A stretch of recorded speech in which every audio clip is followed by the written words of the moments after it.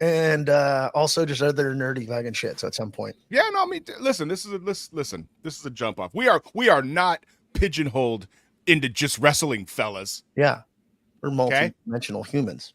We're multi-dimensional humans. What I got here, Brian? Let's go to a match. No fucking match. I'm not finished yet. You think this is over? You think I've forgotten this? I never fucking meant for you to get hurt. That piece of shit that you brought on here? Wait till I get my hands on him. Oh, wait, let me explain something to you before you go overboard here. We disagree about a lot of things, but I never meant for him to do that to you. He just went overboard. Oh, yeah. And he apologized. I don't believe you dickhead. I don't believe what you say anymore, Brian. How do you want me to prove it to you? There's no way Hey, you give me can my prove fucking phone. You say give it a rest. We say give it the abdominal stretch. No need to be stressed. Take a play off abdominal stretch. Rope for leverage. Have a beverage. Hope the ref doesn't check. Abdominal stretch. Stay awake, bro. I'm Waco. I'm David Koresh. Why the hate, bro? Let's work slow. Abdominal stretch. Gut feeling hedging our bets. 5 aces and decks. DiBiase the checks. The abdominal stretch.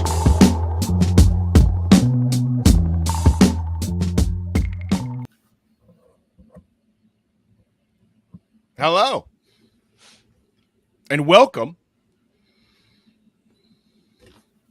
Where are we at? Here we are. To the Abdominal Stretch, the podcast by the guys, the podcast about wrestling, but don't always watch the wrestling that they podcast about. Here we are, the 3-man booth. Nathan Eskill, Pablo Romero Estevez, an assistant roller derby coach Pumps, who was eating a slice of cheese pizza. Where is the pizza from, sir? Buffalo Chicken, Daddy. Buffalo Chicken. Wait, you got demoted, Pumps? I thought you were head coach. No, head coach. You got to run for head coach, and elections aren't until the end of the year. Are you going to? Gotta get elected for that? Do we need to fucking run a campaign to get you to fucking be the head coach? I mean, I do have to campaign and make a speech. So what about those 34 felonies you just got convicted for? Could you still run? Hey, the truth doesn't matter, baby. Could you run? Bro, anybody that shows up in a fucking neon dinosaur fucking button up he's got my vote. Yeah, I'm voting for you. Well, I appreciate your vote. Even though you got convicted for those 34 felonies. Hey. What are you going to do? Listen. Lock them up.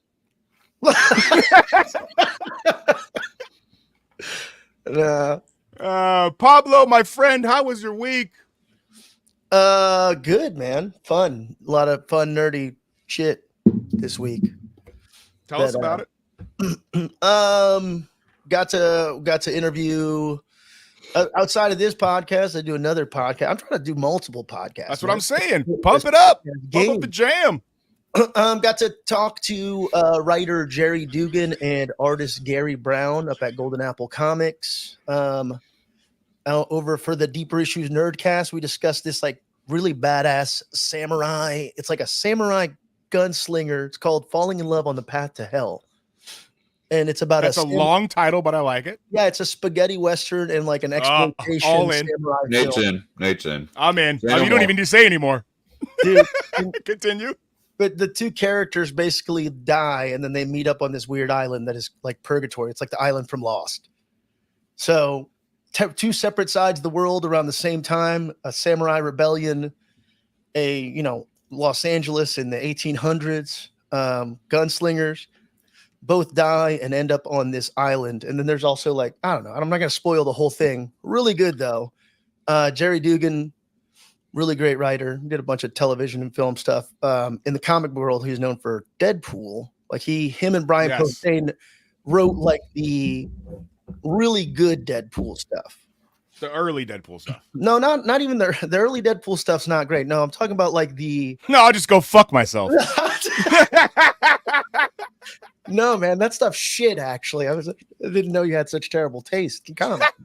I did. What year did the Deadpool one? Are you talking about like when they gave him his official book? No, he wrote a book with Tony Moore. No, I mean the one that you said me and Pumps are fucking idiots for liking. You're talking about like New Mutants and shit, like the Rob Liefeld? No, that he's just a character in that. I mean when they gave him a book officially. Oh man, that happened in the 90s, but it wasn't good until like 20 years later. In my opinion, I don't know, man. I'm not that massive. His first book was black with red letters, and it had a raised cover. Yes, I had it. Yeah. But he wasn't like the merc with a mouth, if you will. No, he was just like an assassin. He's a Deathstroke ripoff, is what it is. So he's just a kind of blasphemy. I mean, it's common knowledge. I know. Common knowledge. Sorry, I don't mean to act uninterested, but everybody knows if you followed the show at the beginning of the show, I have to put us on Facebook and Instagram and the things. So we don't have a fucking producer. We really need a producer. And yeah, I don't know, man. I got to do that. I got to interview the writers of this book, which is phenomenal. Got to go. What else did I do? Oh, I went to go see the Offspring. Oh my God! Did you keep them separated? Yeah. we got the VIP treatment because one of my cousins is like the head of like all the events at the Honda Center, and it was the 30th anniversary of Offspring Smash. And which is the only album anybody ever knows by them. No, actually, you know what got me into the Offspring? I was in the 6th grade and fucking Americana came out. Which is the one with Keep 'Em Separated? That's Smash. Yeah, okay. Sorry. Yeah, that's Smash. Americana has Pretty Fly for a White Guy. Your taste is shit. All right. It's like one album later, I'm pretty sure. Pretty Fly for a White Guy was before Keep 'Em Separated? No, Keep 'Em Separated was before and Pretty Fly for a White Guy came out. Oh, okay. So Americana is their sophomore. Yeah, Americana's okay. Got it. But, I listened to K-Rock in the 90s, bro. I didn't have that shit. I grew up in the South. We fucking had classic rock and hip hop. And I don't know if it. I think often I hearken back to I think the 2 episodes ago when I asked Pablo if he's ever visited the South. Yeah. So sure did. And I immediately knew what I had done. Growing up where I grew up, if you were into like Offspring or rock and roll and shit like that, you were like there. It was a weird subgenre of like, oh, you're like a rock, like a freak or a rocker. They called you a word we don't use anymore. Yeah, they called you a bunch of stuff. You don't use it anymore. But you guys in California, my wife's also from California. The same thing. She was like, oh, K-Rock. This I was a K-Rocker. I'm like, what the fuck is that? Yeah. I've never heard of such things. Yeah, so, a little bit more progressive out here in California. California, yes. I mean, I probably had that CD. That Keep 'Em Separated shit was like a genre handshake, if you will. Like, it didn't matter what kind of music you liked. Everybody pretty much liked Keep 'Em Separated. Like, if you could be a hardcore hip hop head, you could be a rocker, you could be, whatever, you know what I mean? Like, but Keep 'Em Separated, that shit was dope. Yeah, fucking Offspring for a minute there, I feel like for sure was a nice settlement amongst everybody. It was like, we can all agree this is good. I wonder what happened. What, to the Offspring? Yeah, like they aged, man. I could tell you, I was at the show and it made me. Yeah, they just did the Honda Center. Weren't you listening? You know what? Fuck it. You know what? You're 1,000,000% correct. Sold out they performed Smash in its entirety, and then they did their greatest. They took an intermission and did their greatest hits. Oh, that was like a 2-hour show, dude. It was a 2-hour show. They fucking. That's a long fucking time, dude. The guitarist, that dude's like 58, but then the singer Dexter Holland. So's Edge. Jumping off fucking cages. The singer, I'll tell you, I saw that dude. I like shook his hand because he was in that little backstage area. He was very close to us, and he looks fucking great. I'm like, man, if I look like that at 58, fucking good for you, man. Look at you. Here's the thing. It's not about looking like that at 58. It's about looking like that, and I didn't even fucking see the guy. It's about looking like that at 58 and being a rock star for 30 years. Yeah, it's true. Listen. You should look like Keith Richards. For all transparency, if your boy would have blown up at like around 28, 25, 28, I probably wouldn't be here. Yeah, you'd be in the 26 club or whatever. 100%. I got a taste of it this much, and fucking when I was like 33, I did a show that was a couple hundred people. I opened for who was that fucking Mickey Avalon. right? Yeah, exactly. Hell yeah, right? brother. Exactly. Yeah, McMahamon. Yeah, he had like a hit you would know. But anyway, and I was up in like the fucking green room or whatever, and there was fucking chicks hanging out and fucking I was just like getting my backpack and stuff ready to go, and like 2 chicks rolled up and they're like, "Oh, you opened, huh?" And I'm like, "Yeah." And they're like, "Oh, that's cool." Like they start sitting on my lap and shit. It's like, I gotta fucking go. Because my fucking fiance at the time was waiting outside. Oh, and yeah. I all I needed was that taste to know your boy would have been a wreck. Slippery slope. Yeah. I'm not sure I would have been able to handle that properly. So shout out to the Offspring guy for being 58 and looking great. Dude, they did it. They rocked out 2 hours. A lot of jumping for people at that age. Had to have burned at least 700 calories from that show. I really like. So you said they did an album in its entirety? Yeah, they did Smash in its entirety. I really like when, I don't know, I mean, there's a few hip hop groups that are doing that, and I think it's awesome. Yeah, it's a thing. Like the Jizza does Liquid Swords. Oh wow. Front to back, and that's it. Shit. You know what I mean? Yeah, like Psycho Realm recently at their Psycho de Mayo show, like did a War Story Book 1, like, and like in its entire. I just think because for a lot of, especially if you're really into a band, most of the time the songs that everybody knows them for are not your favorite songs. Yeah. They're the B-sides. Yeah. Right? So they're like, the songs that only like people that really listen to that said band or artist like know, you know what I mean? So like, and you rarely get to see them live because people that go and pay this money to the shows are usually, it's 50% hardcore fans and 50% like I went and saw Cypress Hill, right? And they're fucking great. Cypress Hill's, one of the goats to me. And they had just put out Elephants on Acid, whatever their last album was, which I really liked.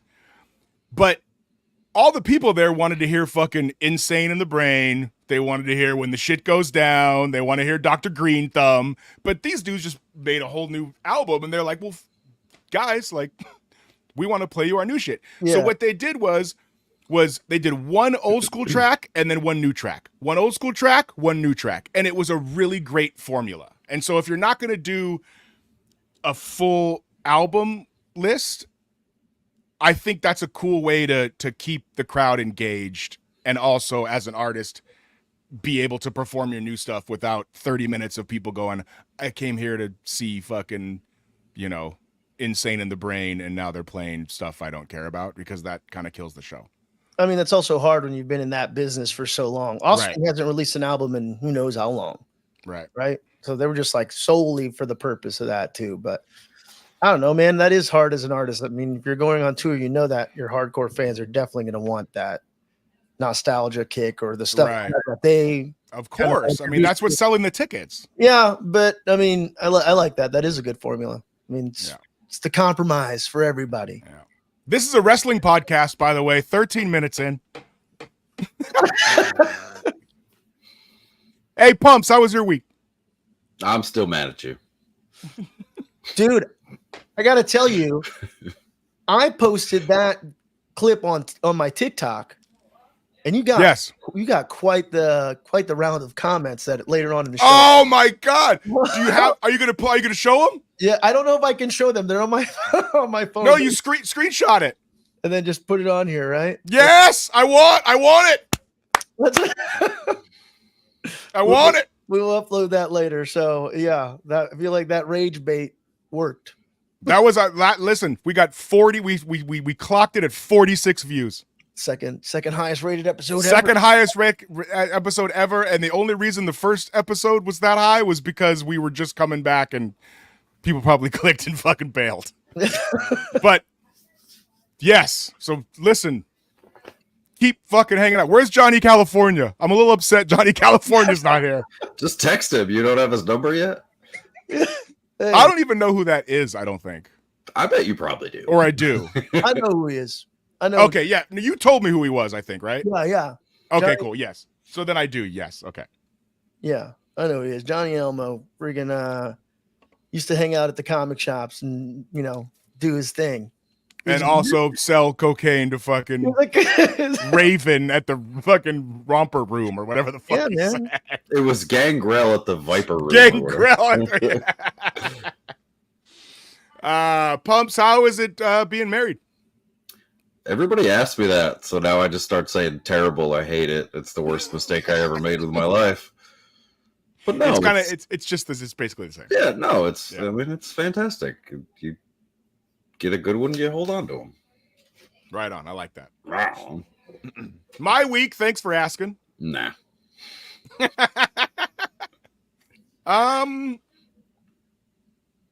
Yeah, not a whole lot. I got a show this next Sunday on the 16th. Yeah, you do. In Boyle Heights.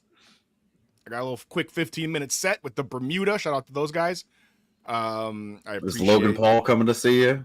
Oh God, wouldn't that be great? No. Wouldn't that be great? That'd be so good, dude. He would cause more of a ruckus if Will Ospreay came to see me. He'd sit at the bar and nobody would know who the fuck he was. No, if Logan Paul to a place, you'd know who he was. I would. He's He'd probably fucking hit me with a fucking. He's there to kick your ass if you see him at your show. He's there to fuck me up. Oi, bruv! Yeah. Straight up. All right, guys. How much wrestling did we watch? Do documentaries count? Yes. Anything fucking counts at this point. Then I got one wrestling. Dude, is it Who Killed WCW? Yeah, of course. Yeah, fuck it. Look, I was WCW kid. Oh, there you go. So this was a Comic-Con. I meant to mention that. That's a fucking amazing shirt. It's a Disney ring crew. They made like 100 shirts. So it's like if you were a part of the MGM Studios ring crew, like of the camera crew and all of the production crew, they had these shirts and they reprinted it. I'm not going to get up and.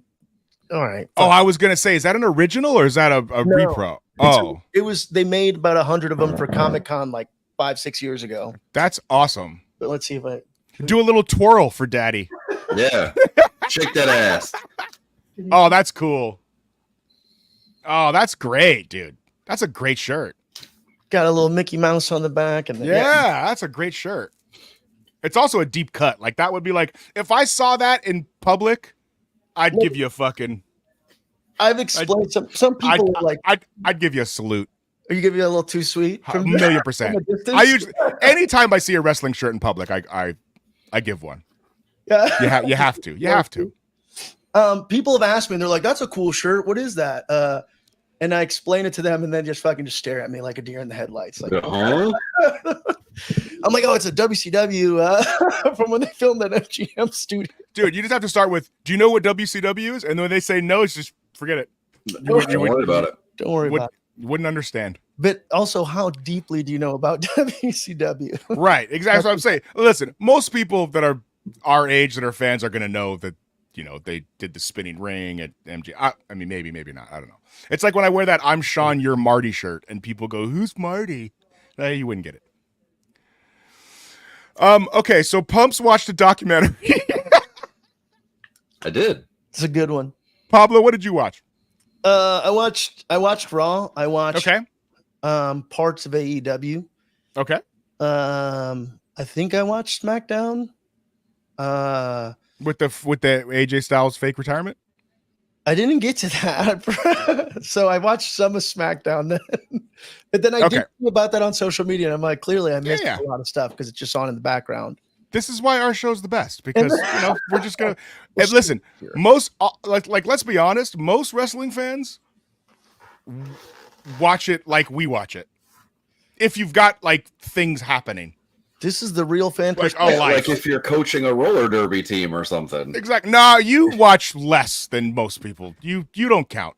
But I know what's going on, right? Because you follow the Instagrams.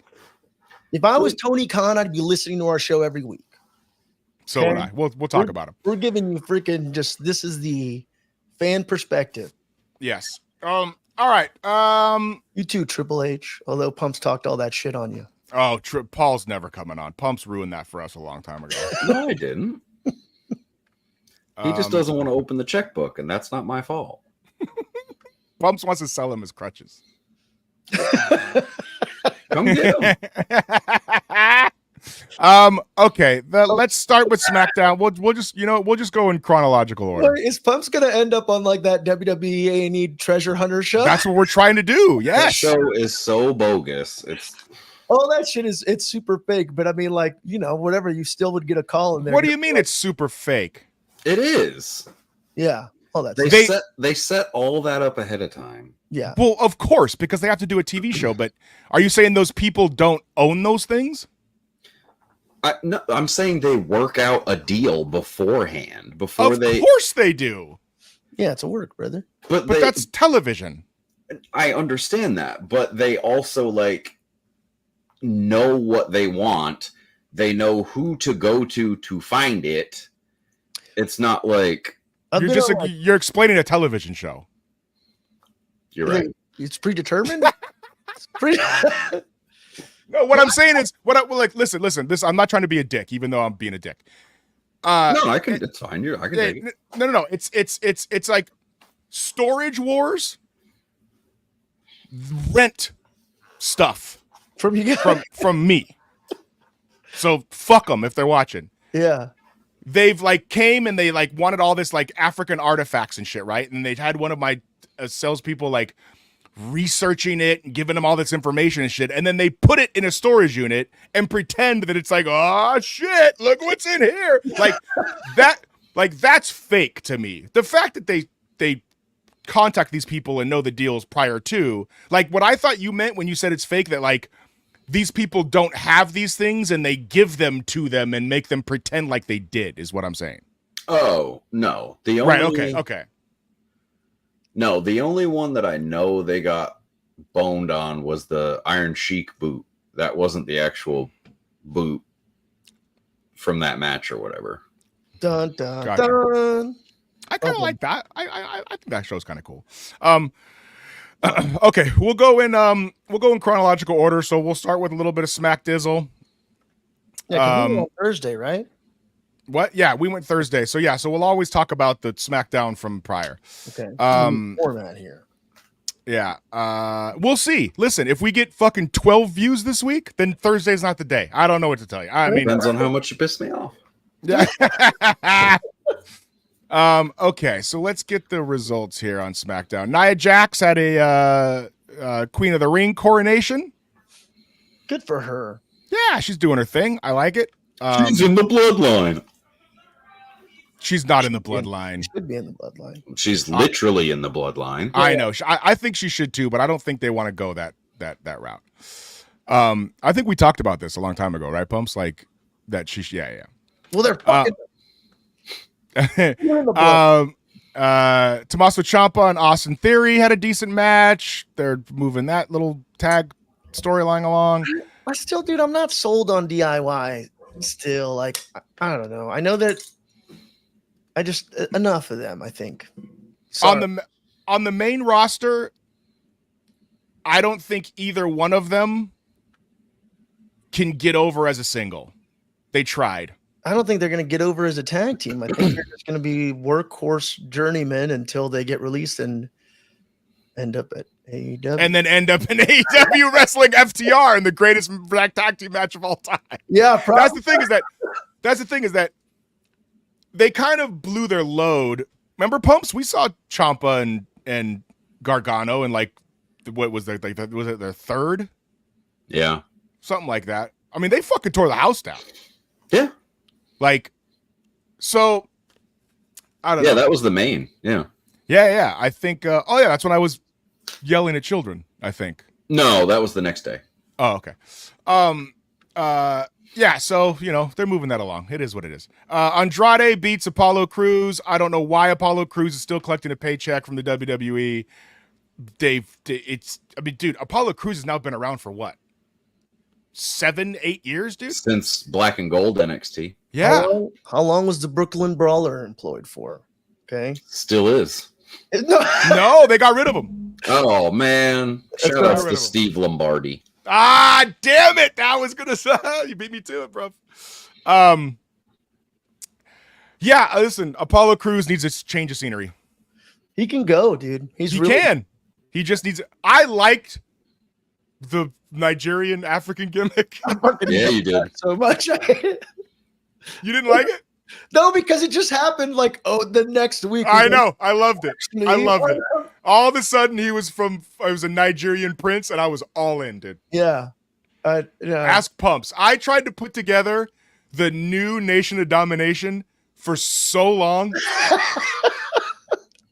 And it was literally every black roster member. And then they did the fucking Hurt business. And I was like, here we go. Just keep adding black members. And it's the new Nation of Domination. I was for it. And they never gave it to me. No, they never gave it to me. Couldn't keep it running. I think Apollo Crews. All right, how about this? Are Apollo Crews and Ricochet on the same level of in-ring ability? But Apollo Crews doesn't get to show it as much. Apollo Crews is really good. I know. And I would say in some instances, I'm talking about in-ring. I think Apollo Crews is better. I'm going to say that. Maybe that's a hot take, but I think like he looks more like a wrestler and not like trendy, skinny, tattooed guy. Did you just call Ricochet skinny? Yeah, I'm sorry, my body shape. That's a fucking hot take. That's a fucking hot take. I mean, he's shredded. He's shredded. James Ellsworth is skinny. No, James Ellsworth is skinny fat. Aren't we all? No. I wish, but no. I saw Ospreay and Ricochet, those dudes early on in their career through the indies, and they were both actually not to. They used to be the same size, and they then were both Ospreay very beefed up. skinny, and they're like, there were those dudes that could probably eat like 20 cheeseburgers and not gain a pound. What's it called? Like you're an endomorph or something like that. Something like that, where you can't. That sounds like a Ghostbusters Aliens crossover. I'm for the fucking ecto and xenomorph. Let's go. Your body type where you can't, but obviously, like they have to probably be on like 5,000 or like 10,000 calorie a day diets to be fit. Right? They're those sort of guys. But if Ricochet, I don't know, dude. He's shredded. He looks like a fitness model or like a gymnast. Yeah, but he doesn't look like a wrestler. I think Apollo Crews looks more like Ricochet looks better than 3/4 of the AEW roster, bro. What the fuck are you talking about? I think he looks great. I don't think he looks like a wrestler. He doesn't look like a dude. He looks like a dude who's very cosmetically muscled and I don't know, can't fight. He looks like that dude who's like, oh man, you're really nice, but you don't look like you couldn't punch your way out of a wet paper bag. Like there's nothing intimidating about him, right? Apollo Crews, at least his wife is firing. Beefy. He's talented as fuck. I'm not gonna take that. He's just his wife. I love his wife. His wife is. She's not only. Are you confusing him with Brian Cage? No, not at all. I know what the fuck I'm talking about. I'm talking about the ring announcer chick. She's amazing. For ring announcers. Is Brian Cage's wife a ring announcer? Yeah, she was. She was the ring announcer for Lucha Underground. Oh, I didn't watch a lot of. I went to Lucha Underground, like backstage on some VIP shit, but I didn't watch a lot of it. That was Look her at fucking Pump's face. It was like her rise. Every time we talk about Brian Cage, I set my watch to when you go, his wife is fucking hot. Yeah, she is. What's it, Melissa Santos or something? Yes, I was about. Yeah, I thought I was gonna say Monica, but yeah, Melissa Santos works too. I don't know. Yeah, that's her. She's flames. Ricochet used to be with Tessa Blanchard. The racist? The very same. All right. Okay, so Andrade beat Apollo Crews. That was a long. Well, we got the Apollo Ricochet wasn't even involved in that match, and we started talking shit about Ricochet. We like Apollo Crews. You brought up Ricochet. Yeah, you brought Ricochet into I asked a question to the panel. Yeah, are they on the same level? Yes. Apollo Crews is better. Okay? So I say that to say Apollo Crews. I feel like you. I mean, if you think he's better, then we agree. Basically, like I think Apollo Crews has a better he could be a character. He's better on the mic, like all those kind of things. And if he's getting buried, Ricochet doesn't have a chance, dude. He has to go to AEW. I thought Ricochet had the Pride belt. What's the Pride belt? Oh, the fast. Yeah, the speed. Oh, I don't know. He doesn't come out on TV with it. So it only happened. That only exists on X. yeah. Oh. Okay. Next up, we've got Kevin Owens is now starting a feud with the Bloodline. Again, I'm for it. new bloodline. Of course you are. I thought this was very great. I mean, listen, anytime Paul Heyman's got a mic as fan, I don't know if any of you guys saw this promo or segment, whatever you want to call it. But it was great. It was very entertaining. Very entertaining. I saw an interview with Hulk Hogan saying that he spotted talent. Hold on, brother. No. This happened. This came out maybe like within this realm of this week. Is with Chris Van Vliet, right? It may be a slightly older thing, but he was talking about how he saw KO. He's like, "Oh, I saw that brother early on, and I knew he had it. What it took." Oh, No, apparently he's a big KO fan, but also he's saying like he like eyeballed him and told people how fucking yeah. He also came up with Triple H. yeah. And very many other things. I'm surprised there isn't an Instagram or a Twitter. I don't have Twitter or X, whatever. But I'm surprised there isn't a Hulk Hogan like made up story page on one of those platforms. There probably is. There's probably a bunch. The Haku's boys finally wrestled as a tag, the Gorillas of Destiny, this week.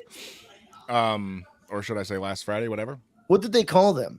Did they call them? I mean, just Bloodline. I don't think they had they didn't have a specific. I think it was Tama Tonga and Tongaloa. I don't think they had an official name. I wish they came fucking call them the Islanders. I'd be into that. The Island Boys? The Islanders. Yeah, but That was, and they came out and fucking their fucking trunks looked like Pump's shirt. When it was Haku and was it Fatu and Haku were the Islanders? Yeah, their tights looked like they were the same color as Pump shirts. Anyway, the new Islanders. The new island. No, anytime there's a new something, new it always works. Pumps' girl Piper Niven and Chelsea Green tagged, and they actually defeated Bayley and Naomi. That's a plus, right? Yeah, I mean, I liked Chelsea Green. I've enjoyed her stuff since she was the hot mess, and my love for Miss Viper is well documented. So good for them. Yeah, it's about time. Something. Yeah, so they're doing that. Then we had AJ Styles with a fake Mark Henry level, fake retirement. I love that everybody. Clearly that was homage too, right? You don't go out 100% jacket. It wasn't nearly as good, but yes, it was an homage to. Also, Mark Henry is a free agent now, and I think the WWE is going to bring him back as like an agent, or they better, yeah, or whatever. So this is what I want to ask, or not ask, but discuss. So AJ wrestled Cody in the show after WrestleMania, right? He was his first guy. And we all were like, oh, it's a good choice, blah, blah, blah. Then you had the Saudi show where he wrestled Logan Paul. And now he's back to AJ. So is this like just confirmation that the Saudis just book that show? And it really doesn't have anything to do with what the WWE has going on?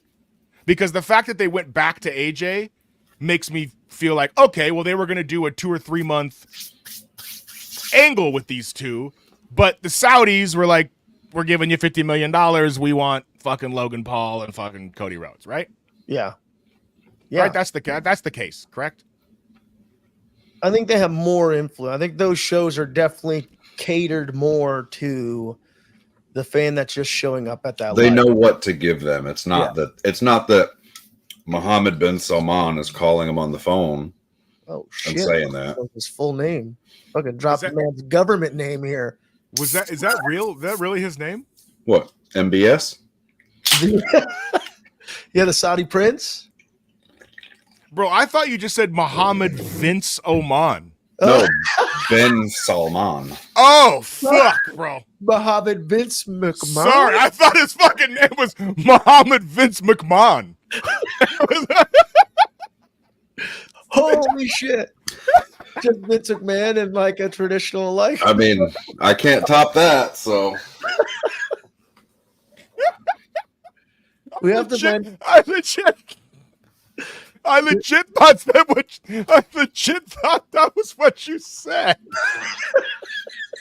I can't top that one. Mohammad Vince McMahon. Can't top that. I'll just go back to eating my pizza. Okay, so the real Saudi prince, what's his name? Pizza.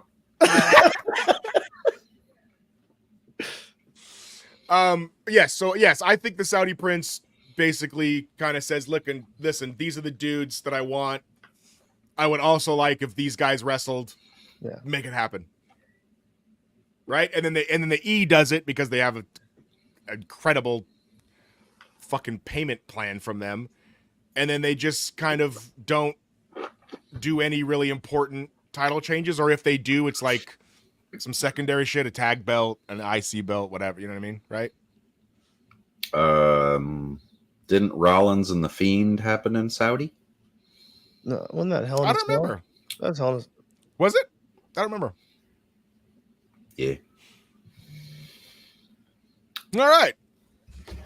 I don't know. I mean, Mohammad Vince McMahon. Vince. That's the fucking name of the show, by the way. That's the name of the episode. 100%. Yeah. Dude, I legit thought that's what the fuck you said. I'm not even like bullshitting. All right, so that's SmackDown. Let's get into Raw Dizzle. Is that all that happened at SmackDown? God dang. Basically, yeah. I mean, anticlimactic shit. Yeah, I just went through the shit. I mean, yeah. Well, when you spend almost 3 years building a show around a guy and that guy's not there anymore. Who's that guy? Are you talking about Roman? Roman wasn't on Raw.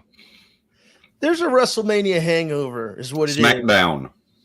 Oh yeah, shit. Yeah, he's talking about Roman. He's talking Mohammad Vince McMahon. I'm in the spin cycle. Loaded. He's cocked and loaded, ready to come for me. Nathan, what do you think about Will Ospreay? Yeah, given. Oh, we'll get there. I got Ospreay takes again this week. Oh, he broke up again this week. Yeah. Okay. Yes, you're right. There's a WrestleMania hangover. I think Shawn Michaels gagged and tied up off camera. He's about to. I will fucking go rescue the Heartbreak Kid right now. I know you will. With your mouth. You wouldn't make it on time.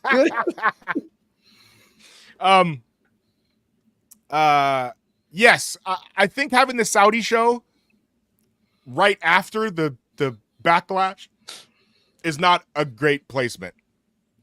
Because now it's weird that they're getting back to AJ. Like, you know what I'm saying? Because the Saudi stuff isn't canon, brother. Right.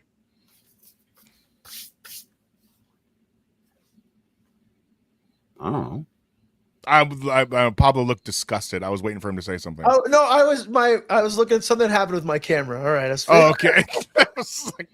You were like, the Saudi stuff's not canon. And Pablo went, what? It's canon. How dare you? It's canon. Were you talking about the greatest Royal Rumble is not canon? What's the championship belt that Braun Strowman won in Saudi? The green-looking WWE Saudi title? Oh, that's right. He did. There was like the Mount. There was a Saudi title. What was that Saudi title that Braun Strowman won? Fuck, dude. I was going to go to a different thing, and now I have to look. Braun WWE Saudi title. It was a special green title. It was a 50-man Royal Rumble. No, it wasn't. Was it really? Yes. Yeah. The monster of all monsters outlasted 49 superstars to win a 50-man Royal Rumble. Following the match, he celebrated in the ring with a special green title. Yeah, it was a green. It was. It's fucking like a green. Presented to him by Mohammad Vince McMahon. It had like 2 swords and a palm tree on it. Wild. It had it had a guy on his knees getting beheaded. No. It was oil it was oil dikes on one side, like a guy. All right. Moving on to Monday Night Raw. This angle is hot. Oh my gosh. This angle is hot. Also, isn't it oil derricks? What did I say? I don't want to repeat it. Dikes? Yeah. Same thing. Not really. You're right. It is oil derrick. Shit. That's correct. What's an oil dike? I don't think that's a thing. Never mind. I think those are two entirely different things. The dark web begs to differ. Well, I might need you to smarten me up after the show, but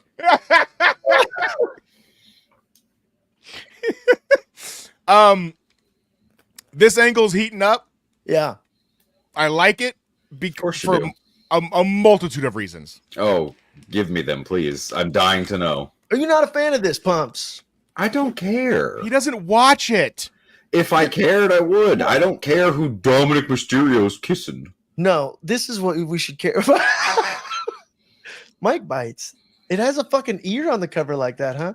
Dude, not only does it have an ear on the cover, it's a fucking ear. That is hilarious. Wow. Yeah, these fuck. What's Evander Holyfield's cut off of that? Just a little bit up here? Not enough. Yeah.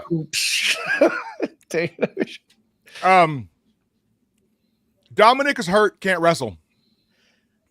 Shame. Rhea hurt, can't wrestle.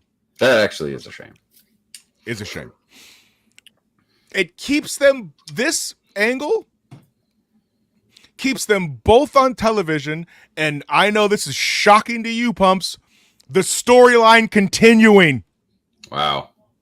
This is long-term storytelling. This is ultimate long-term storytelling because Jordan Grace tweeted it perfectly. I feel like what every wrestling fan was thinking of. And he's like, if this does not end in a fucking custody for Dominic ladder match between Rhea and Liv, what the fuck are we even doing here? Right? So, facts. It's like has there been a women's Pumps would know, has there been a women's ladder match? Yeah, but not for custody of a human being. Oh, Dominic, not just that's not what I asked. Fucking yes. Dominic.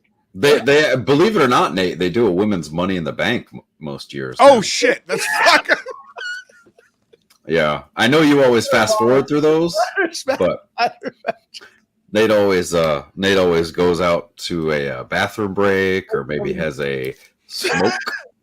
That is level of asking Pablo if he's ever been to the South. Yeah. God damn it. Did I just ask if there's ever been a women's ladder match? You sure did. You sure did. It was like 2016. I think. Yeah. Fuck. Yeah. At least 2016. I mean, there was one even before that. I mean, what am I talking about? Oh, absolutely.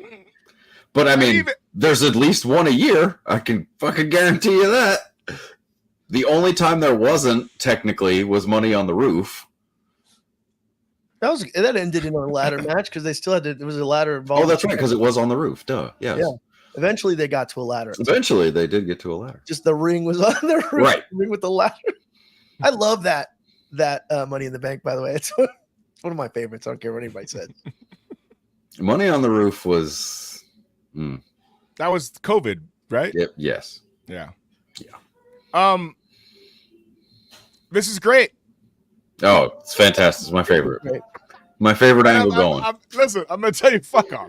I like, listen, I might be digging too deep here, but Liv Morgan is doing like what every toxic hot chick will do to a guy that they don't think is on their level, quote unquote, right? So she's literally telling Dominic, I only want to fuck you because I want to get back at your girlfriend. And guys are so stupid that all they hear is, I really want to fuck you. Yeah. Right? Dominic's going to do that. Yeah, 100%. And Dom's trying to fight it off, and the Judgment Day is like, dog, what's going on? But Dom's like, I mean, I don't usually get this level of vagina. And this chick really likes me, man. Rhea Ripley and Liv Morgan fighting over fucking. Right. It's fucking great. The dude that looks like Selena's guitarist. Dude, it's fucking it's so good because if Dom wasn't such a little schmuck on the show, him being hurt, he would just be off TV. They wouldn't even care. Nobody would care. But the fact that has turned him into this character, it makes people care about it. He doesn't even have to wrestle. Dominic Mysterio is better than Will Ospreay.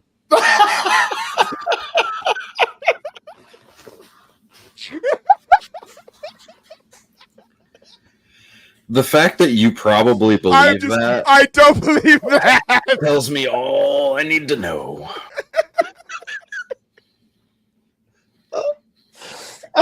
No, but this is a cool storyline that yeah. I love that Dominic Mysterio being better than Will Ospreay made you laugh, but the actual laughable take of Logan Paul, you fucking fought with me about. Like it was a legitimate point. It is. It's not. Dead serious. I know you're serious. That's the laughable part. No cap. Big facts, no cap. Not a singular cap to be found here. Not a singular cap to be found. Okay. Also on Raw, we had I don't care what anybody thinks on the show. You've proven that. Match of the week. And it wasn't even close. If you're about to pull up this Ricochet match. Ludwig, Kaiser, and Shamus. Oh, yeah. Was fucking awesome. Yeah, Ludwig Kaiser could have easily just gone being the freaking sidekick but like, yeah, they actually gave him a credible match. 1,000%.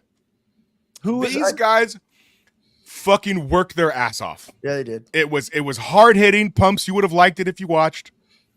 I probably should have given you some homework to watch this one. I apologize. That's on me because I know that it is on me. I told you that when I see good stuff on the E shows that I'll tell you to watch, and 50% of the time you will. This was one of the ones. Match. It was strong, like 100%. If you're in a Japanese strong style, these dudes just slapped the shit out of each other, and they wrestled, and they fucking. it was really good, and Ludwig Kaiser is just such a great example of a guy that the WWE slowly brought along, and now they're kind of kicking him out of the nest, right? Yeah, because they like the other dude from Imperium was hurt, right? That's why they kicked him out. Is that Giovanni Vinci? Yeah, I think he was like legit hurt, and that's why they gave him the boot or whatever. But my problem is that I feel like the crowd doesn't really know the difference yet between Ludwig Kaiser and Dragunov. Yikes. Yeah. Ludwig Kaiser's bigger, isn't he? Like, even seeing him in this match, he looked like Ludwig Kaiser's a bigger guy. I mean, they're both European white guys. They do with little haircuts. They do look a lot like the Hitler haircut. They got the Hitler cut. They both kind of different iterations of Hitler. They're kind of the same guy. One of them's like Hitler in his 20s, one of them's Hitler in his 30s haircut. Yeah. You act like these are the Impact tapings from 2006, where they would just wrangle people out of the amusement park and be like, "Would you like to come in air conditioning and watch some wrestling?" No, these are your your well-praised WWE shows that are so well done and so greatly produced and people are clamoring for. Yes. If they don't know the difference between these two, that's on you. I understand. I understand that. I agree with you, Pumps. But the people in attendance paid to go there. They got to know who they are. Buddy, again, nobody's fucking paying because they're going to see fucking Ludwig Kaiser wrestle tonight. They're going to see the WWE. They're going to see the heavy hitters, right? They're going to the circus. I get it. I understand your argument. Right. What you give me the difference if you were just looking at them between Adam Cole and Roddy Strong? 40 pounds. Not even close. A haircut. Roddy Strong famously wears shitty little black boots. Adam Cole has a lot thinner facial hair. His eyes are a bit more beady. Okay.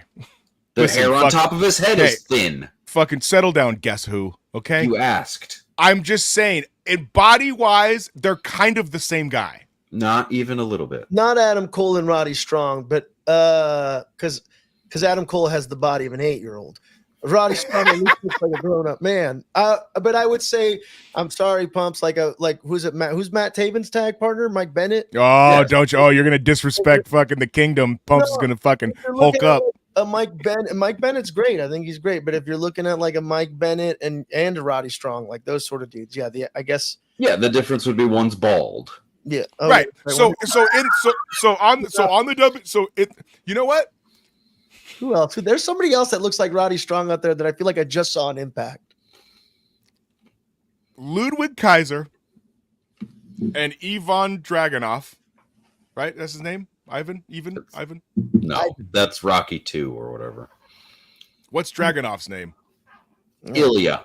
Ilya Ivan. Fuck out of here. It's the same thing. Ivanka. They lost a lot of wars. They're kind of like I mentioned last week. Otis and fuck is his name now? Who's the other fat Bam Bam Bigelow guy I like? Bronson Reed, brother. Bronson Reed. Yeah. So on the WWE show, everybody kind of has a look.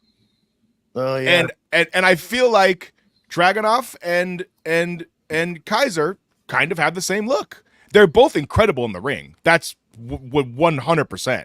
I want to see both of them succeed, and I need one of them to break out of being just the European wrestler guy. That's all I'm saying.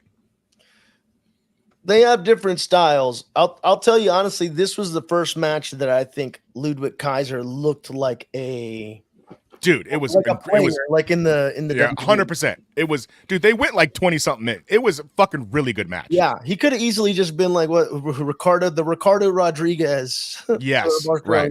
Because all he does is like announce him. But yeah, this actually I feel like even if he hadn't won that match, which is I'm glad he did win it. I'm just like, oh shit, they just gave Ludwig Kaiser a win over Shamus. That actually means right. It does because and listen and good for Shamus for putting the young guy over, dude. I think because it meant much more to him than it ever would to Shamus. And now I feel like I want to see Ilya Dragunov versus Kaiser for like a hair versus hair match. European buzz cut match. I don't know. There's something. What's hilarious is Nate missed the like Mustache Mountain and all that, and Butch and. I didn't miss it. I saw it. No, I meant miss the comparison. Like that's an easier. Well, they're so down the ladder that I don't even. That's not even. Yeah, well, traditionally they put workers down at the bottom. Isn't Trent Seven wrestling for TNA now? Isn't that dude on TNA? So when I said Mustache Mountain, I meant Big Strong Boy and Pete Dunne. New Catch Republic. Yeah. Big Strong Boy. That tag team was doomed. I called it a long time ago. It was better when it was Big Strong Boy and Trent Seven. Mustache Mountain was phenomenal, but they were better. Bro, you're never going to get over if your fucking moniker is Big Strong Boy. Hey, His mom would beg to differ. He's 5'10". He's never going to get over there anyway. He's a big, strong boy. Stop it. Also, he was like 22 when he signed, so he was a boy. Yeah. All right, so he's forever Little Wayne. He's for Yeah. Fair enough. Pablo's boy, Oh, yes, that's right. Jey Uso. Main event Jey Uso. Main event Jey Uso. He's Jesus. I don't know. He's Did you watch this segment, Pablo? Jesus Christ. Yeah, he was talking about. Yes, he was just talking. Okay, about, great, because I have to go pee. Talk about it. I don't know. He's just talking about his journey, I guess, how he got here, and now that I said Jesus, this image looks even more like him. Yeah. Being Jesus-y. Yeah. I don't know. Polynesian Jesus is just Sure. yeah. That's fine. Yeah, let's go for it. I don't know. I'm ready for him to. Has he run his course, or is he? Or you think he's still gonna keep? He's selling those shirts, man. But I really just want to see him and Jimmy eventually just come back together. I mean, he's in that sort of Ron the Truth Killings role of like comes out, he does something fun, and then the rest really doesn't matter. I don't know. Yeah, he can have good matches, but so could he's fine. He's fine at the live events. He's great. He has great matches. What sucks is at this point, I don't see, unless you're going to put him in there for a mid-card title, I don't see him. Yeah, I mean, this is his ceiling. Yeah, I think this is his ceiling. Until Roman comes back and Jimmy comes back, and that happens at SummerSlam or whenever it's going to happen. But I don't know. He came out, has the glasses, did the yeet thing. Talked about how he's who did he challenge anybody? I don't even know who. I don't remember who even wrestled. I'll be honest with you. You're asking the wrong one, my man. Now we're just frozen on this image. We can't even move on if we want to. Well, don't you have? No. Oh yeah, I do. Get that out of here. Look at that. Thanks for reminding me. That's right. Look at that. When I get banished to the Shadow Realm, you can bring me back. Yeah, it's true. Here's my deal. Oh, Jesus. Spin the wheel, make the deal, pumps. They're running out of Jey Uso time. Still Does that selling make shirts. That's what I said. That's what I'm saying. Yeah, maybe you should have been paying attention. No, I get it. Oh, So that was the best.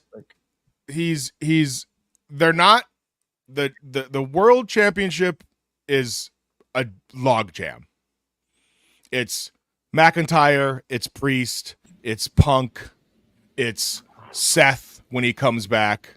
You know what I'm saying? Jey Uso's not getting anywhere near that belt. Ricochet. Yeah.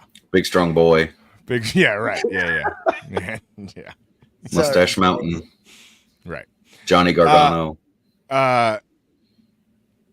Jay's not getting anywhere near the world championship either. Because he's Ron a baby the Truth Killings. He's a baby face, and Cody is, the second coming of modern Hulk Hogan. Beaver cleavage. Oh, speaking of, I'm fucking glad you said that. Anyway. Oh no. Yeah, you should be fucking no-ing it. So we're like 2 months from SummerSlam, right? So hold on. I say that to say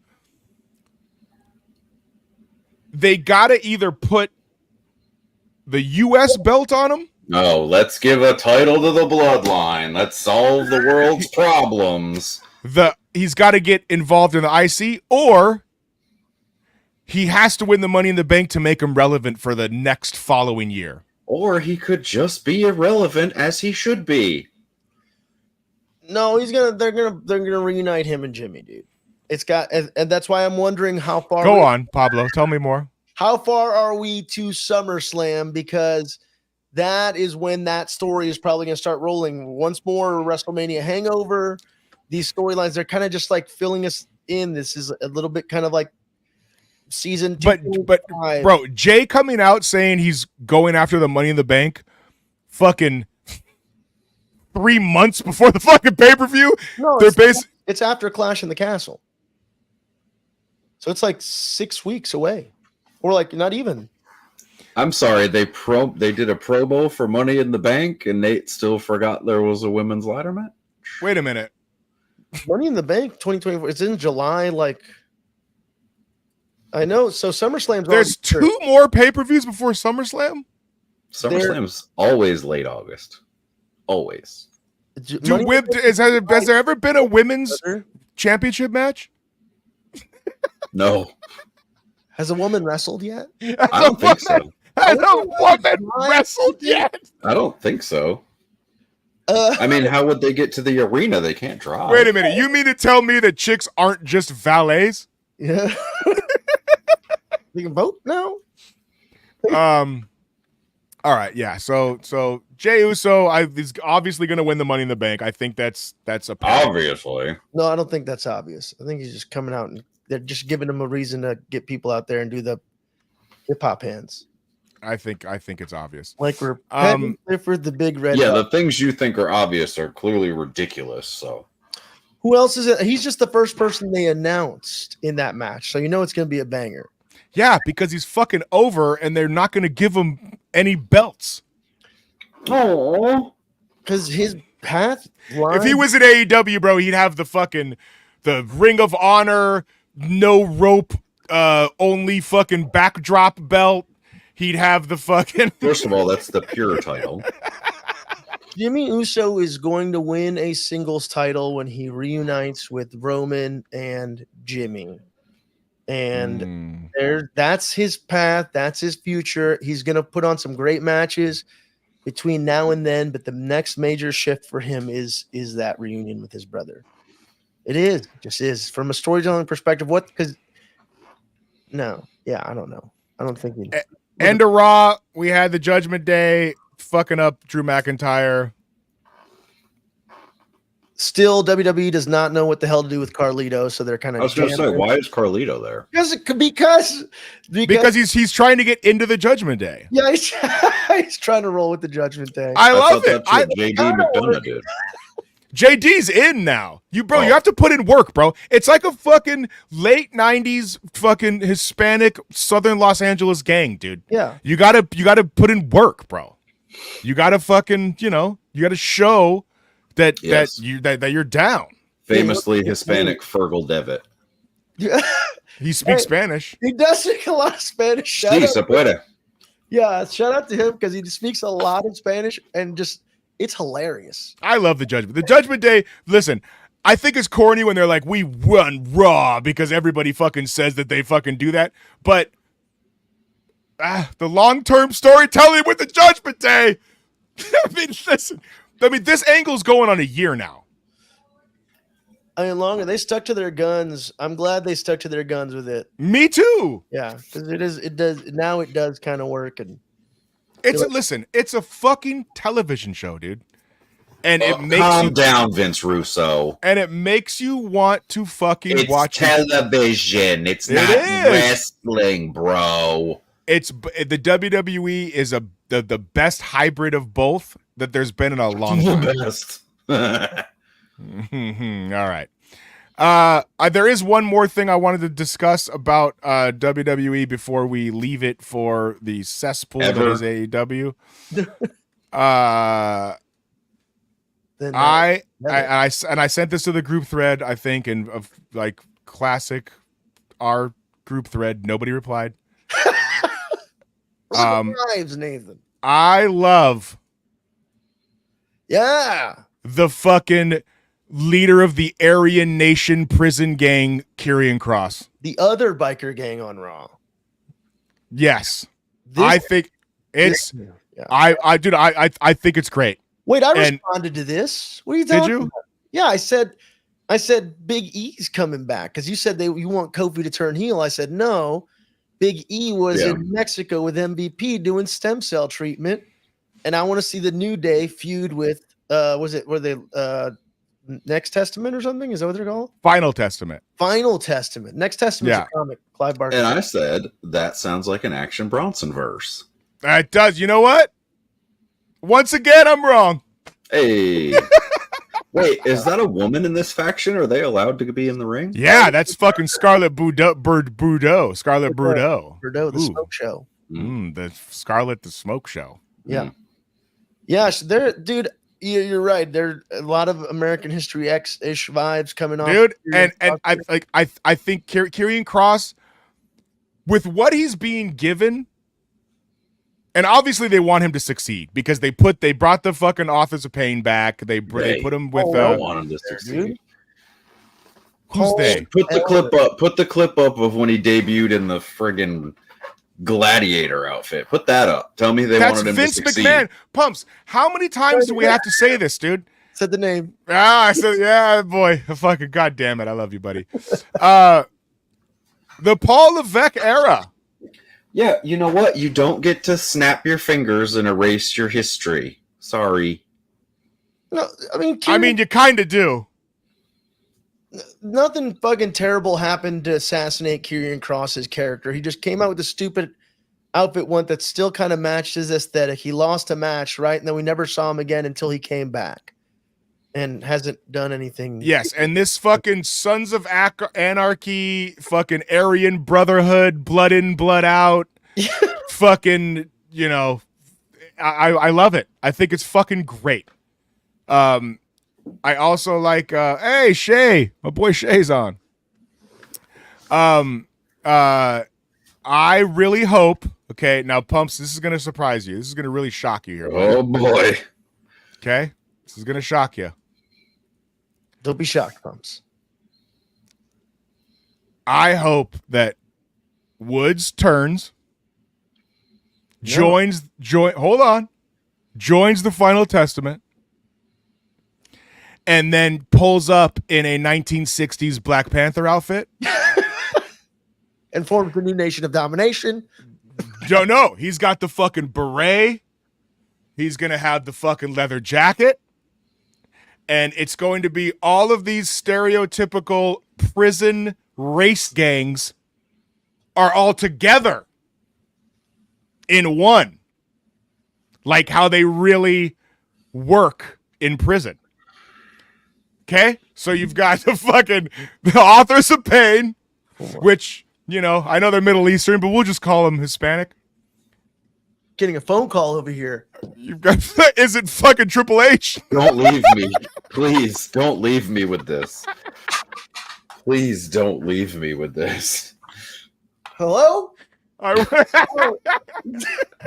Is this fucking Triple H? David, it's for you, my friend. Yeah.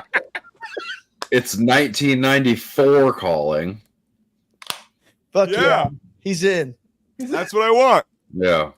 I want Woods to be a Black Panther and fucking Karrion Kross to be a fucking the leader of the fucking the polar bears, the Aryan Nation from fucking American Me. And I want him to be fucking in a faction. I like it. I fucking like it. No, dude, you can't do that to the New Day. Can't do that. Fuck the New Day. How dare you? Big E is Hey, shout out to Alejandro. That's like season just that's my boy too. Alejandro is great, man. Yeah, that's what I want. I want the Karrion Kross Aryan Brotherhood faction to keep going. I think it's great. I like that he's trying to talk him into leaving and all that kind of shit. So, and like I said in the chat, I said you can't. I said the New Day, man. I said it's time. No, Biggie's never coming back. If Biggie comes back, he's never coming back. Great match. Biggie is who's the other giant black dude that looked like the guy from Brooklyn Nine-Nine that fell into the ring on the Titus O'Neil? Mm-hmm. Is Titus O'Neil still? Yeah, he's like an ambassador for WWE. That's going to be Biggie. Biggie's an ambassador. No way, dude. Biggie coming back. Never wrestling again. He's getting stem cells in Mexico with MVP. Perfect. He's getting other things. He's also getting other things in Mexico with MVP.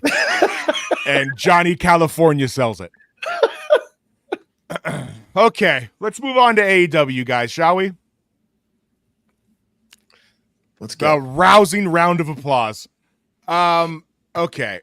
So we had Dynamite, and let me get the results up here.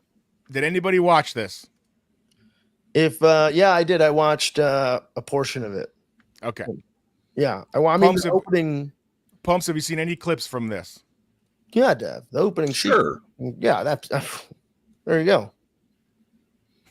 Hold I like the Burberry wolf, by the way. Hey, how does he get away with using that Burberry pattern? Is it because like houndstooth or whatever the fuck that's called is like whatever it is like how classical music can be used after like 100 years? It's called what the fuck is that called? Public domain. Public domain. Yeah, public domain. The pattern? Yeah. No, because it's branded. I don't know. I'm Weird, wearing right? a Comic-Con WCW reprint of a production shirt. Don't ask me anything about fashion. Fair enough. So Maxwell Jacob Friedman started off the show and he cut a great promo as he does. Clowning. Was it as good as the Logan Paul promo? No, of course not. You better. it was better than a Logan Paul promo. Oh. It just wasn't as important. Right. Yeah. Better not be putting down my man Roosh in this next couple of Oh fuck, bro. sentences. You better not be heading that direction, Nathan. All right. So Max comes out and cuts a promo on Swerve. Yeah. Who was the other one? The Young Bucks. Well, he kind of. It was Swerve and it was Osprey and it was another. It doesn't matter. He attacked the top 3 stars that have been around since he's been out, right? Yeah. And he's been out for 6-8 months. 6-7 months. Great promo. Love Max. The dude, he is AEW. He's Yeah. Max. MJF is the Hulk Hogan of AEW. Yeah. In terms of brand connection, right? He's Sting. He's Triple Sting. H. That's better. He's Sting. Yeah. He's Sting. Of course he's Sting. He's Sting. Little Stinger. Come over here, you little Stinger. Come get a picture with me and RoboCop. There was, but no, I don't know how many. Everybody shits on how many people are in the crowd.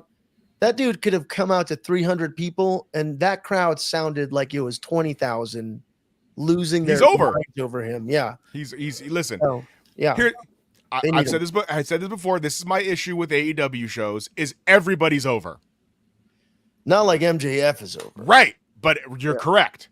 Yeah. Now, I really hope that it's not just because he's come back from an injury, right? Everybody loves a comeback guy. Okada, that was who it was. Oh, yeah. That's right. That's right, Pumps. I want to tell you, he said Okada doesn't have a gym membership. Yeah, he called me. He's like, "How are you gonna be the Rainmaker if you can't afford a gym membership?" It was Which Where's your money, Max? Where's your money? who doesn't want a picture with RoboCop? Thank you.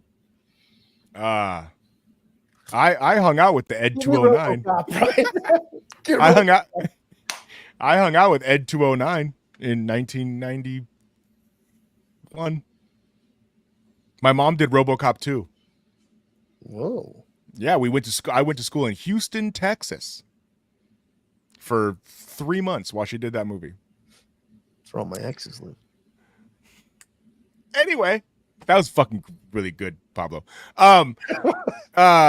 So he's clowns Okada, he clowns Swerve, and then he starts bruving up Will Ospreay.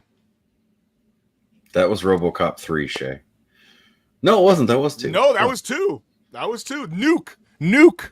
Nuke was the drug in RoboCop 2. Nuke. Answer your boy's question. Because the answer is no. This is Alejandro's got a question. The drug dealing kid. Hold on. I like Alejandro's question, but this one's better. I'm sorry. Hold on. Hold on. Yes, each week I'm a random kid in a fucking 90s movie. Last week was Sandlot. Yeah. This week I'm in RoboCop 2. Discovered you're the Sandlot, and he was the drug dealing kid in RoboCop 2. Yep. Mm-hmm. Nathan Haskell. Yep. Child actor. Here's my problem. So he goes out. You can't hear me, Pumps? No, you're not going to answer the question. That's my problem. We have viewer interaction, and you're ignoring it to get to your point. Sorry. Speaking of everyone being over. Where are the people, Pumps? Yeah. Will AEW Dynamite reach 1 million viewers before All In? When's All In? End of the year? Is All In the one in Wembley? August 25th. Is that Wembley? London. Yeah, I'm assuming. Yes. So it is Wembley. Yeah. So do we mean 1 million viewers, like, so each week they get Oh, you're a dick. 300,000? You know, add them up. Yeah, so if we're gonna add them up. No, I guess that'll last All In London sold. Or do we mean on one show? Wasn't that like 80,000 people in that stadium for the AEW? It was the last AEW pay-per-view I bought. It was great. I'll buy it again. Didn't Will Ospreay mistattoo the number, the attendance number or some shit on himself somewhere? Logan Paul wouldn't do that, but yeah, he did. Okay, so MJF's back. Hooray. He's talking mad shit. He is talking mad shit. Roosh comes out and he ends superstar. Well, hold on. He ends his whole thing shitting on Will Ospreay. Now, I don't know about you guys who've watched wrestling for a while. You would think that if the guy's going to come out, talk shit heavy on another guy, that they would be starting some sort of feud. But no. This is AEW, guys. So Will Ospreay is wrestling for the championship of the next pay-per-view. So how could he possibly be getting in a feud with MJF? Like, I don't understand. Like, I don't get it. With MJF came out, put everybody on notice, and he heavily put Ospreay on notice. It was a point. He made a point. Well, he made a point about Swerve. He made a point about Okada. He made a point about the big players in AEW. But no, what's weirder is that Will Ospreay, I think, is going to wrestle Rey Fenix for his championship and then also wrestle Swerve Strickland. I have a note about that too. I got a note about that too. Because we're working. Because I know fucking Pumps wants to fucking hit me right in the face right now. No, but because we had a thing was how many times was Will Ospreay going to wrestle before he had to wrestle Swerve Strickland? No, you said how many people are going to matter before he wrestles for the belt, and I said 0. Rey Fenix. I'm not an AEW apologist. I'm just not going to let you shit on one of the best wrestlers in the world. We're going to go through the comments, by the way. Still the comments on TikTok. But no, dude, he's just coming back and kind of it's a character mission statement, right? Like hey, this is what's gonna happen. We know that he's gonna get there, and then they threw old Roosh in there randomly, which I was a fan of. I'm like, hell yeah, throw Roosh in there. Roosh is a freaking superstar in the making. He could be big. Oh, huge. The problem Roosh and Bandito were the best acquisitions, some of the best acquisitions they made from Ring of Honor. Oh, yeah. Oh, absolutely. How long have they been there? Former world heavyweight champion. I know. How long have they been there? It's not the talent's fault that they don't know how to produce. How long has Karrion Kross been employed?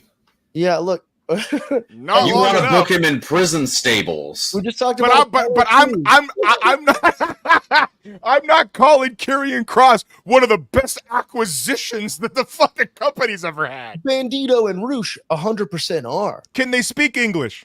Yeah. Oh, Jesus. Actually, they both. Yeah, Roosh spoke English. We went out there and cut out a promo. Okada English? No, who's better than Okada? Says 3 sentences every time. All Okada can say is yell at the crowd and yell bitch. Yeah, Okada says literally. Okada's promos are never more than 3 sentences. Roosh can go out there and he can play the piss off foreigner gimmick, and he has enough to say to be able to piss people off if they're going to keep him a heel. Dominic Mysterio is better than Roosh and fucking and yeah, 1,000,000%. It's not even close. It's not even close. Look, It actually is not even close, but it's not for Dominic. Dominic Mysterio injured is more valuable than Roosh wrestling. I think Roosh.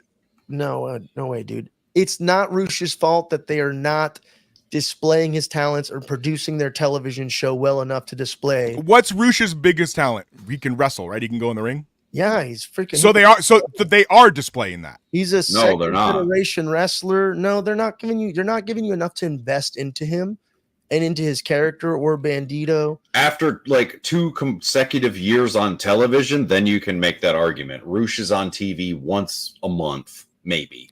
But why?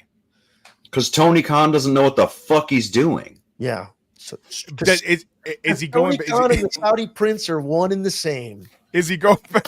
You mean Mohammad, Vince, Mohammad? Vince Salman. That one. Is Roosh go back to Fourth from Mexico? Or is he strictly AEW? He's strictly AEW, I'm pretty sure. Because I don't think he wrestles for AAA at all anymore. So, but no, just he was Ring of Honor.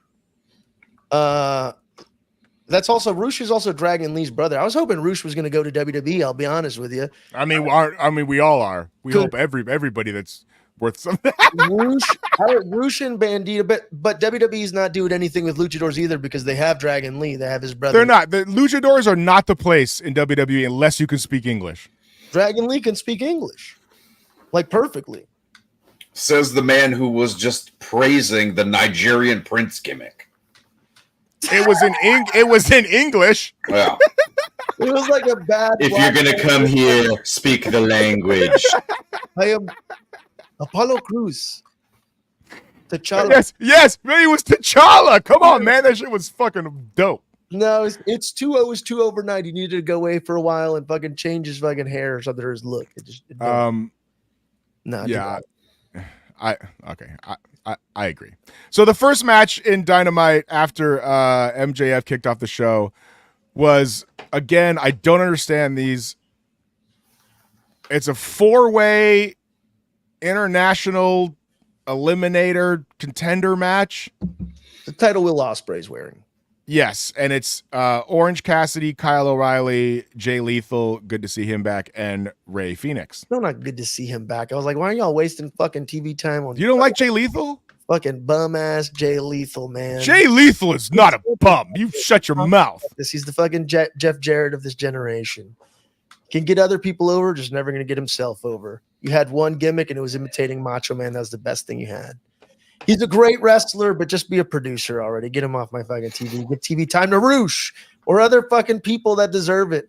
I mean, it's hard for me to argue this. I will no. Jay Lethal's best work was his feud with Adam Cole for the Ring of Honor World Championship when he shaved his head. Work was his woo off with Ric Flair. No, right? That has gone viral and transcended pro wrestling. I mean, low key, that's probably what it's going to be most remembered for. But I like Jay Lethal. I think Jay Lethal, we just went down to 0 viewers.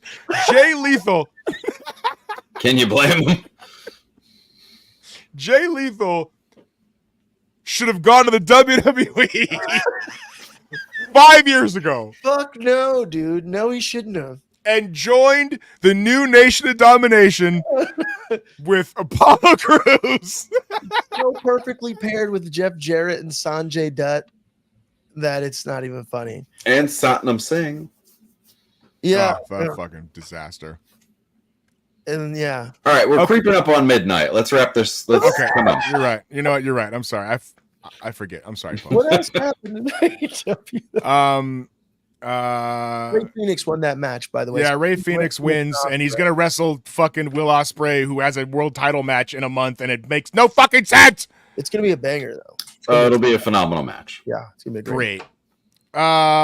Chris Jericho's leaning into his fucking angles. Oh, I'm sorry, Pumps. I know that you were waiting for this. This is my end cap of AEW, and then we'll go into news and notes, and we'll leave. Well, we're supposed to talk about the one thing I watched. That's what I'm saying. That's news and notes. We were all fucking clamoring for this one. Oh yeah, random. Who the fuck is that fucking guy in the back, dude? Why is that guy on national television? That's Ruby, though. Again, we covered this when we said that Tony Khan doesn't know what the fuck he's doing. Yeah, I don't know. This may be. Sorry, okay, you're right. I don't understand. This is a Daniel Bryan thing or a Bryan Danielson thing. All right. Tony Khan is giving these guys freedom. And the man who's like, I want to wrestle these dudes is Bryan Danielson. I promise you, from the type of interviews I've Also, heard all of a sudden, fucking John Moxley's in Reno 911. Like, that is your IWGP champion, sir. That's also a terrible. Look how bald he looks, bro. I would not approve that. I didn't take the picture. What do you want? I wouldn't approve if I was John Moxley. I'd be fucking furious that was the fucking that they didn't at least Photoshop me just totally bald. Well, you know, that's my Tio Chewy. That's fucking memo, homie. That's my fucking primo memo. All right. Sorry, Pumps. I know you've got to go, dude. All right. News and notes. And we need the comments from the thing. So. Oh, yeah. News and notes. Okay. We watched the first episode of this. Sure did. What'd we think? I love it. It's because was it there? The WWE one was the rise and fall of WCW, which are trying to capitalize on the rise and fall of ECW, and it was good, but it was the WWE's version. So is this, but not. This is not really because they're giving you a little bit more. They're talking to TNT execs. I listen. I totally agree. I really liked that, even though it's obvious because The Rock's involved. That and Booker T and all of these fucking guys that would never talk to fucking Vice if it wasn't approved by the WWE. That they still used like the fucking we can only show 2 seconds of these clips and we have to record them on YouTube like how they do on Darkside. Like all of the the footage they show still looks like it's being ripped off from YouTube like Darkside. Even though they clearly have permission. No. They know. I think they do. They're because even Kevin Nash isn't. He's still under like some sort of Legends deal and stuff with WWE. They clearly have permission. No, I think. Well, look, you're under the TKO era. The Rock is on that board. I think TKO is a smarter company when it comes to producing television. They're not talking about anything that's like super taboo, like freaking people doing drugs and steroids and death and murder. But they are. They're looking at it from a television standpoint. They're looking at it from TV show standpoint. Like, what happened to this TV show? Yes, and every time that it comes up that, oh, look what they're doing on the other channel, they're praising WWE. So, yes, it's absolutely a not vanity project, but yes. But it's good. I liked it. I was interested. I know this story inside and out. I've seen multiple. I mean, I've heard it on a million podcasts. I've watched it on a million fucking shows. But I was still interested. Like, bitter ass Bret Hart is a fucking legend. Oh my god, he's why is he so angry? I love Bret Hart. Bret Hart is furious. Just when he was taught, look, I'll tell you one thing that stood out to me about the documentary that I feel like they haven't done in a WWE documentary before is Eric Bischoff acknowledged Yeah, Conan is going to speak back. That's what I'm saying. I like that they had a lot of people that you wouldn't expect them to have. Yeah. No, a lot of stuff. And On the same place. Like Vince Russo and Eric Bischoff fucking hate each other, but they're on the same show. They're not in the same room.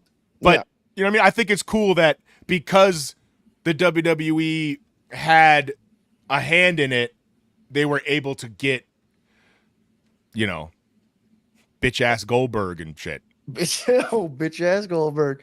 I don't remember. For me, Starrcade 97 was like a golden era in wrestling from like my adolescence and stuff.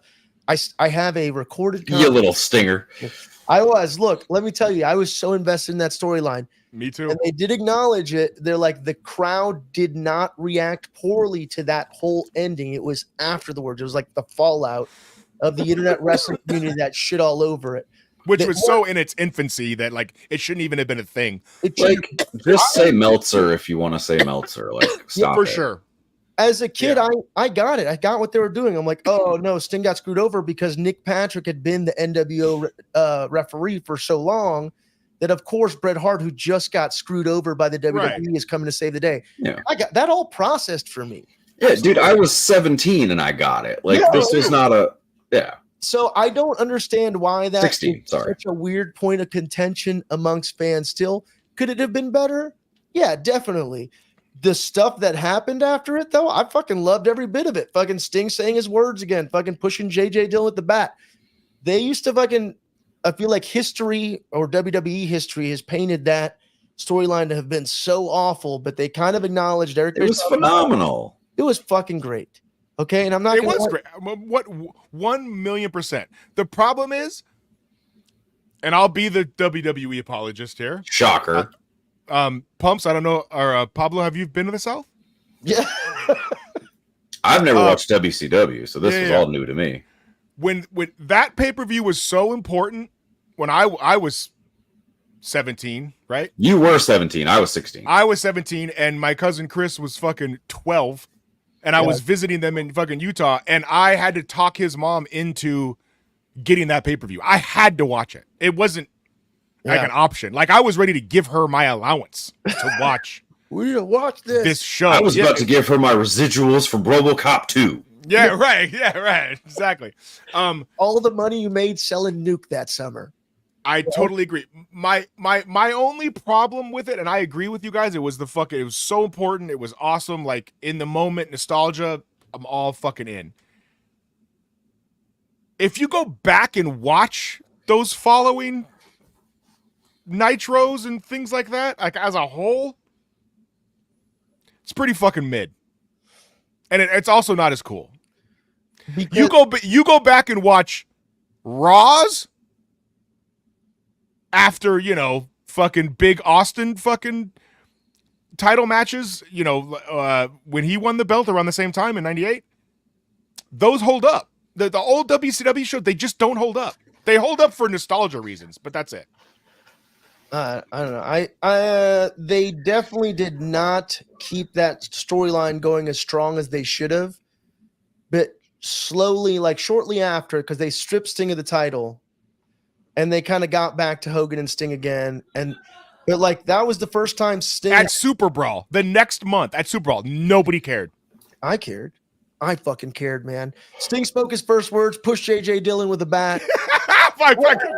I see that. That's fucking etched in your memory, bro. Dude, I remember it. His words were, "You have no guts," and then he goes, "You have no guts," and then he points at fucking Hogan with that bat, and he said, "You're a dead man." And they go off the air on the first Thunder.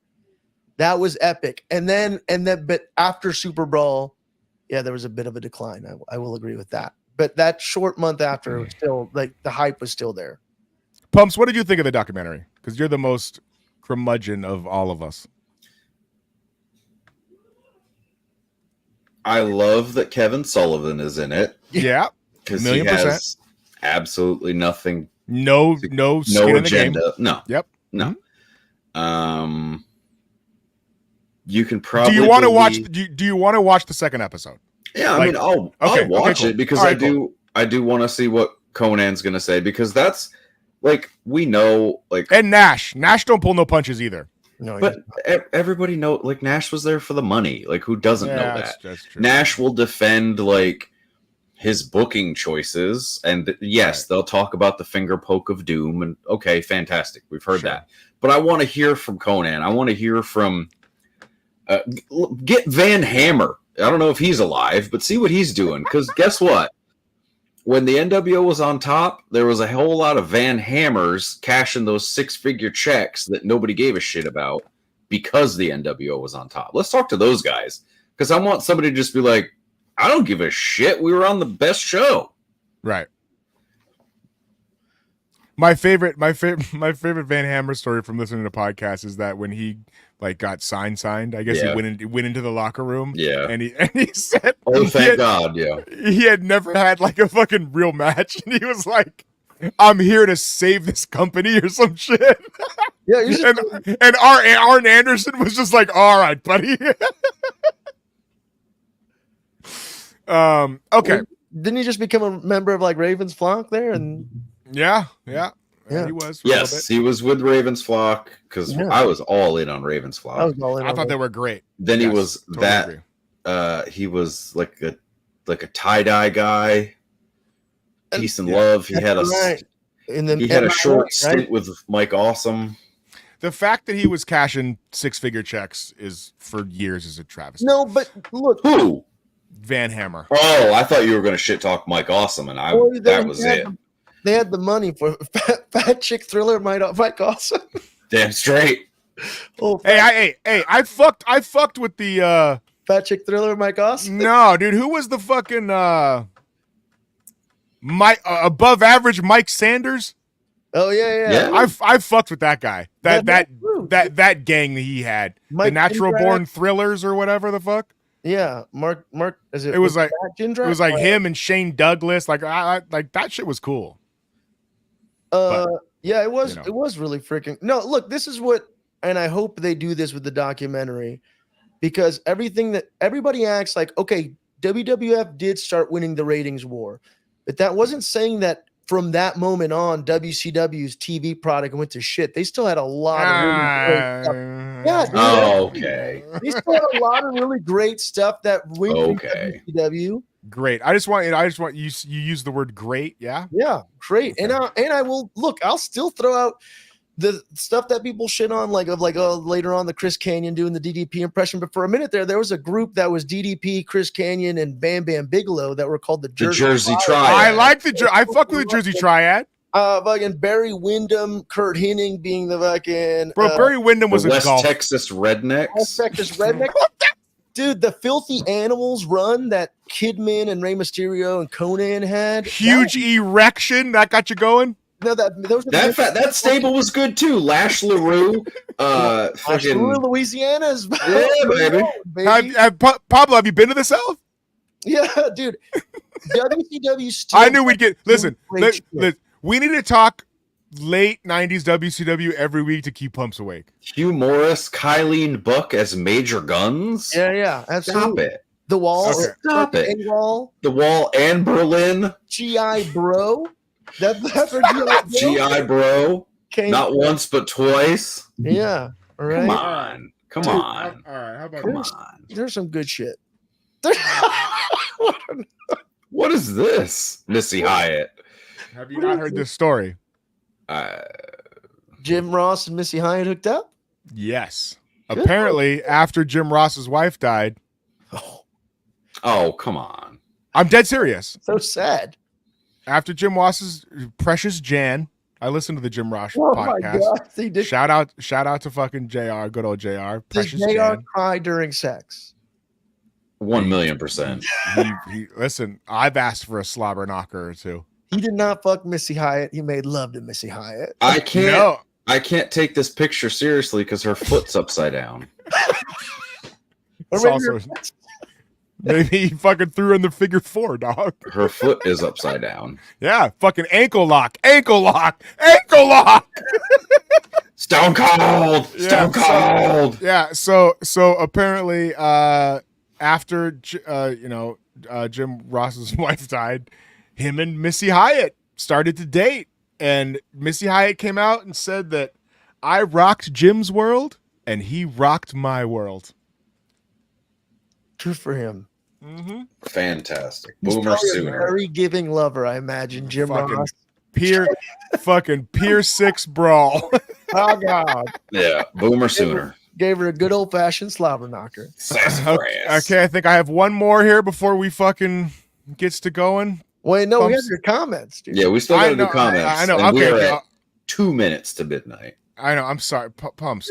Listen, Minutes to midnight. Samson. Look, I'm sorry, Pablo. I don't know if you've been to the South. Been there once or twice. Ricky. Yeah, Ricky was in the very first ever Wildcat Halloween special, and that I directed and shot. Where Ricky Starks, by the way, you can go look at this up online. If you look up the Wildcat Halloween special from 2016 or something, he conjures up a action figure that turned into a living kind of luchador to be able to go take out his arch nemesis. And there was a really funny thing with him being like, with some really crappy effects that we did of him doing some voodoo over in the shower in the locker room. I like it. Where in the world is Ricky Starks? There is rumors. Is Ricky Starks going to WWE? Gonna do his fucking career a favor?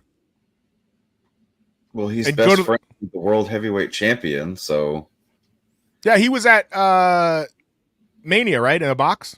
yeah. Yeah. I believe also months ago, I said that Ricky Starks needs to go to the WWE. This guy is a fucking superstar, and he needs the right production team behind him. I agree. Well, he also produces all his own shit sometimes too, like all the stuff that you've seen of him doing, like the Stroke Daddy Drake-esque things. He's produced it all himself. And then before AEW, Ricky Starks did a bunch of stuff for WWE. He was kind of like an extra, like an ongoing extra for WWE. Well, he's gonna be a read all about it. Yeah. Huh? Fuck, that was right off. That was off top. That's good. That's good. Yeah. Yeah. See what you did there. Okay, that's all I got. Pablo, do you have some comments to make me both happy and angry? Yeah, I do. I can't wait because I got introduced to Pumps' friend who watched our show and said, "Ooh, that guy Nate's a lot." I defended you, Nate, on some. I appreciate you, dog. Hold Olivia, by the way, first off, she was like, "Are you kidding me?" This guy right here said, and I was like, "Not a Logan Paul. Worst take." Period. Oh, Cody Scott Sorleen, go fuck yourself.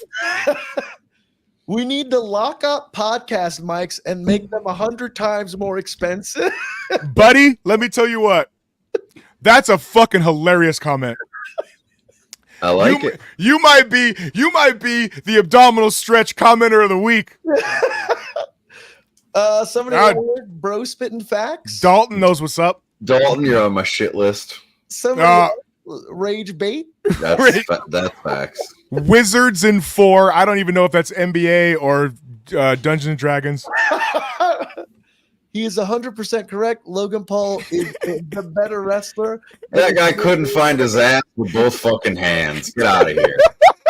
That's the dumbest shit I've ever heard in my life. What an absolute outlandish take. You're invited to my third wedding. J-Dub, you're outlandish. As much as I could argue on how bad of a take this is in the realm of wrestling, the biggest reason that's terrible take is Logan's baggage. Logan is a scam artist who literally filmed dead bodies and posted it for views. And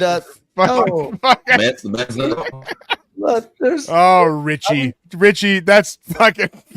You're in your feelings, dude. Settle down. Dang it. There was another one that was like a hidden one that TikTok's like, "Are you sure you want to reveal this?" I'm like, yeah, we do. God damn it. I fucking see. I wish I had that kind of interaction. But damn it, where'd they take it down? Let me see. There's the podcast likes is. Dude, that's a fucking brilliant comment. Yeah. That's like a next level troll comment. That's Absolutely. good. That guy can fuck. That guy can stay. I hope that guy tunes in. I want to know who that guy is. Certainly not. I want somehow, Pablo, I want you to DM that guy and tell him I want him to tune in. Yeah, send him Nate's number. That's funny. That's funny. Pumps remember Pablo. I didn't know you yet, but Pumps remembers in some of the early Instagram days when I got into some rap beefs with people. God damn, dog, that was fucking fun. Oh my god, I was cutting wrestling promos on him. I was filming graveyard sketches. That shit was fucking so fun. And then all of a sudden, nobody wanted to do it with me anymore. Well, when you go undefeated. TikTok, I think, took like 2 comments down because they had profanities in them. Oh, damn it. That's what it is. There was like 2 more where people were just straight up just cursing your name, Nathan. Sorry. That's funny. That's good stuff. That's the kind of interaction we want. That's the kind of interaction we want. All right. It is how many minutes after midnight, Pumps? 4. 4? That's it? Pumps, what do you have to plug? If you're in the greater Nashville area, come see Roller Derby Friday. Bitch. Pablo Romero Estevez, what do you have to plug? Check out Deeper Issues Nerdcast every Wednesday. We do this kind of thing as well. The salsa? What the hell was that? Deeper Issues, no, not the salsa. No, we make salsa. We make salsa. We're making salsa. Do roller derby moves of like, and I don't know, but you can't. The way that this is framed up, you can't tell that that's. I was throwing elbows, brother. Gotcha. Well, those are illegal, so. Oh, are they? Yeah. Isn't that like still a thing? Don't they still like sneakily like? I mean, throw a maybe. bow? It's only illegal if you get caught. What's legal in more states? Elbows or abortions? In what context? Hold on. Pablo's getting a call from fucking. Hello, Nancy Pelosi.